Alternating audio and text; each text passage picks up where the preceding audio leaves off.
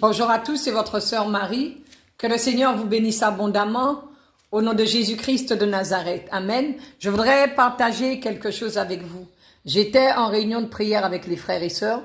Nous étions en groupe de maison.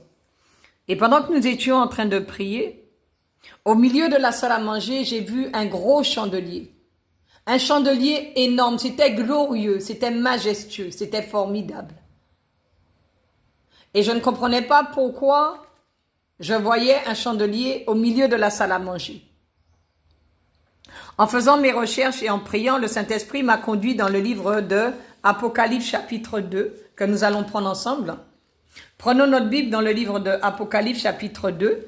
À partir du verset 1, il est écrit « Écrit à l'ange de l'église d'Éphèse, voici ce que dit celui qui tient les 7 étoiles dans sa main droite, celui qui marche au milieu des 7 chandeliers d'or.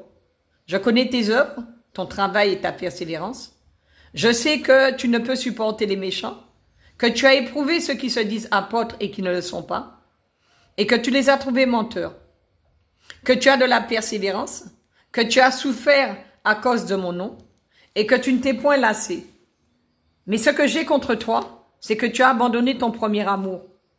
Souviens-toi donc d'où tu es tombé, repens-toi et pratique tes premières œuvres. Sinon, je viendrai à toi et j'ôterai ton chandelier de sa place, à moins que tu ne te repentes.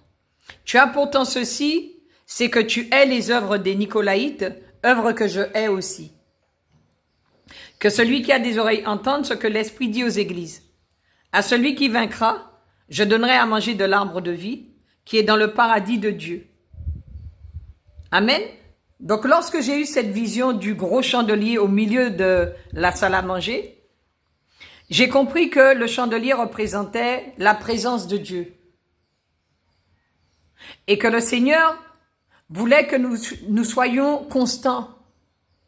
Dieu veut que nous soyons constants dans ce que nous faisons pour lui. Que ce soit au niveau de l'évangélisation, que ce soit au niveau du jeûne, que ce soit au niveau de la prière, que ce soit au niveau de la méditation de sa parole, de la communion fraternelle. Il ne veut pas que nous puissions baisser les bras, ni abandonner la foi. Il veut que nous soyons constants, que nous soyons toujours dans sa présence. Amen. Il a dit, là où 2 ou 3 sont assemblés en mon nom, je suis au milieu d'eux. Nous étions assemblés en son nom dans cette maison.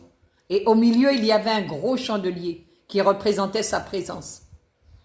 Voilà ce que j'ai compris dans mon esprit, que Dieu voulait que nous soyons constants, zélés.